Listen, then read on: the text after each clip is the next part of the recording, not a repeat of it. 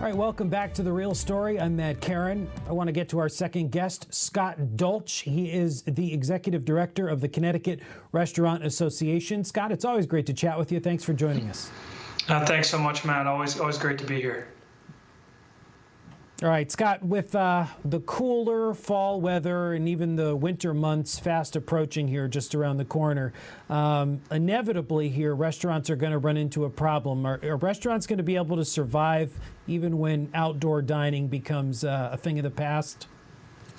I think that's the biggest question and the biggest stress I have, Matt, every day is, outdoor dining has been a little bit of a help, helping these restaurants survive. They were closed for almost 2 months, and they've had about 2.5 months of outdoor weather to work with. But we know in New England the weather changes on a dime, and we don't know how long this will work out. Moving inside, will customers move inside, and survival is going to play a big role for a lot of these restaurants on what that means for that, whether that's, they're going to need, I think, not only looking to increase capacity inside, but also they're going to need additional help on a federal level. And obviously I'm trying to work with our delegates down there in DC every day to help us on hopefully another round of funding for small businesses that have been hit the hardest through this pandemic. Yeah, we'll get into that in a minute. But Governor Lamont did recently extend the expansion of outdoor dining until November 12th. Has that expansion of outdoor dining been beneficial at all, just in terms of allowing restaurants who maybe don't have a lot of outdoor seating space to create it on a sidewalk or pushing into a road? It absolutely has. I think, we put, as much information out to every restaurant that does not have this ability prior to in a sense, to have it outdoor dining or even expanding if they have a small patio. And it's helped, but also understand, I know a lot of people come to me and go, oh, it's great. I saw those 4 tables were jammed on a Friday. Well, inside is still very quiet. So, for restaurants to be able to be successful in the long term, we have to start to have success inside, not only outside. And as outside starts to go down a little bit because of the weather and the cooler nights and later at night as it gets colder, we're hopeful that people will want to go inside. They'll feel safe inside. But it has helped without question. And I'm happy that we've been able to expand it into November. I know the governor's expanded the emergency orders all the way, I think, until February 9th as well. And we'll continue to talk about other executive orders with him. But, I think he understands the importance. I think, other mayors and other towns that have helped expand dining for these restaurants understand the importance of survival and how to help these restaurants make it through. Scott, is there a percentage of restaurants that you think might not make it long run? Yeah, we've done some early surveys, and we're going to do a couple more here. We've been seeing probably about 5 or 6% of our restaurants in kind of the surveys we've done. We've seen national surveys as high as projecting between 35 and 40% of restaurants across the country will not make it through this pandemic. And I really hope that those are just really high numbers or don't affect, not the same numbers we're going to see in Connecticut. That's obviously what my job is about providing that resource and making sure we can help every restaurant make it through, because that's really what this time is right now. It's not a model for these businesses to really bring in revenue. It's really about breaking even, maybe putting a little bit of money away, worrying about the winter and fall, or paying off some of the debt that they had carried when they were closed. They had their doors closed for 2 months. So I'm hopeful that right. Unfortunately I hear from a restaurant once a week that has made the decision to close their doors, and I know if we can't get additional help, more unfortunately will come in the coming weeks. Right now, we know that the current guidance allows for restaurants to be open at 50% capacity. I wanted to ask you, do you think that we need to stay at that 50% metric, or is there a way where we can safely distance while allowing more people to be inside? No, it's a great question, Matt. I think what we've asked of the governor as we look into phase 3, there's a couple different parts, but specifically for restaurant capacity, kind of following what New Hampshire did, where it's not about percentage, it's about following 6-foot guidelines, or if you have porous, non-porous barriers that you can put up in between your booths, your banquettes, at your bar, block, make sure that you can have protections for your guests if you can get more space. But but the CDC guidelines, that 6-foot guidelines, it's a global guideline. I mean, over in Europe, it's a 2-meter space. It's not something the governor has mandated. It's something the country mandates. So I think if we can kind of eliminate that 50% and really talk about indoor, outdoor, because as you think about it, as we go into the winter as well, Matt, people are trying to get creative. Can they enclose their tents and throw in heat? Can they put out those igloos? Can we just follow 6-foot spacing or the barriers, throughout, and give these restaurants a fighting chance to increase their capacity and to allow more guests in there, but also allow them in there safely, which is what has been our goal since the moment we opened our doors back up for outdoor dining and obviously to indoor dining. Public health and safety is our #1 priority in our restaurants. You can see it every day. But at the same time, I think just having a blanket metric of 50%, we need to look past that and try to help these restaurants gain additional space as we look to move inside into the winter months.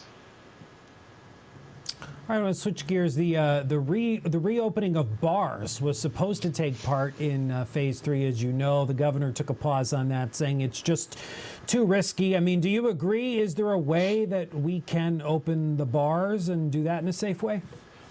It's still a question that we're having every day, and not only myself, but my peer states, around New England and in the Mid-Atlantic, as we talk about, the bars that are there, that, and how can we be creative and help them? And I think, the biggest thing is, I know the governor says no bars, but understanding to the public, you can go inside a restaurant, you can go to a bar that serves food, and you can sit at that bar. You have to have a meal, you have to have food with your drinks, but you can actually partake in the bar. I think that looking to try to make sure we message that out more. But I mean, obviously the standing service and the gathering of people, and that's what worries the governor, and we understand kind of that point and how you can control it. I think you can control an environment when you can have seats and you can put people and say, use these high top tables or sit at the bar or go in this area over here. That's controlled. I think when you just open up a flat floor plan and say, hey, you can walk up and be served and kind of mingle around, I think that's still, we're not at a point yet with the virus that we maybe can get there, but we're trying to work with our bars and get as creative as we can to say, okay, most of them have full service restaurants. Most of them can serve food, and they've gotten very, very creative in their meals and things they've done, and try to rearrange their bar seating. And also to-go alcohol has played a big role in helping as well, with people wanting cocktails from their favorite bar and things like that. And I think, we're just trying to work. I mean, obviously Ordinary down in New Haven and Tim Cabral and his team have done an amazing job throughout this pandemic. They're doing virtual, teaching, having drinks and food that you can bring home. And then obviously they're going on Zoom and doing Zoom calls with their guests and selling tickets. And the creativity of our industry is phenomenal. I think we're going to need more of it as we go into the fall and winter until we can have a vaccine. And I think the same is to be said with the bars, unfortunately, because of the fact of large confined gatherings. Yeah, you alluded to this a little bit earlier. One of the options available for restaurants who might be trying to stay afloat was to apply for that PPP loan.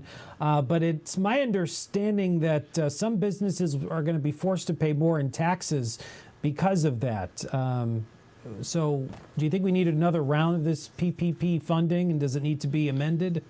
Yeah, I think I've been with Senator Blumenthal about 6 or 7 times here over the last few weeks as he's visited restaurants with me across the state. I was with Senator Murphy last week in Farmington. I know talking with all of our other House delegates as well. Like, we need another round of funding, and whether that's grant specific for the hospitality industry, restaurants, hotels, and everyone that's been hit so hard. The private event, the caterers, and that sector of our industry as well.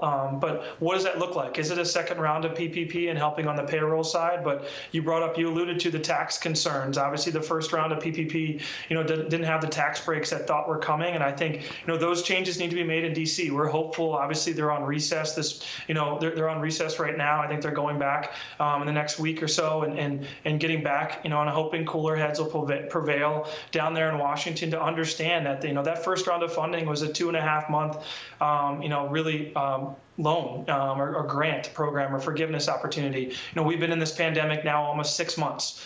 So needing additional funding for these businesses that really have still yet to be able to open and go back to anything sense of normalcy, they're not there. And I think, that's really what we're trying to tell both sides of the aisle, whether it's Republicans or Democrats in Washington, to say, we need additional help. You need to make sure these restaurants are lifebloods. They think of every restaurant in every community and what they do, how many people we employ. In Connecticut alone, we employ 160,000 employees. We had 8,500 restaurants prior to the pandemic. Like, the impact that our industry has on our state is so important, and we need, the folks in D.C. to realize that. And I'm hopeful that, I know there's a big election coming up and everything else, but they need to come together and continue to help during this pandemic by helping these businesses across our country. Scott, Governor Lamont signed an executive order that gives immunity from civil lawsuits to healthcare facilities who are performing their duties during this pandemic. Restaurants have duties as well. Do you think they should be afforded that same protection?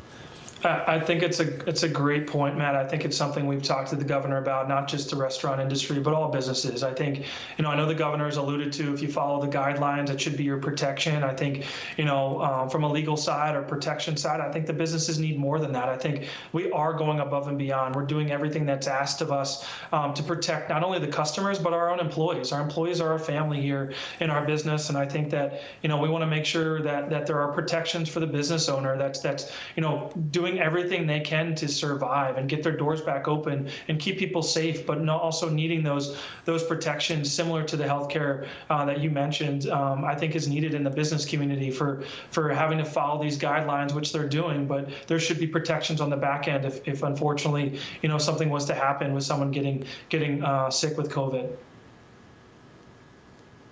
Scott Dolch, the Executive Director of the Connecticut Restaurant Association. Scott, we got to leave it there for now, but it's always great to talk to you. Thanks for joining us.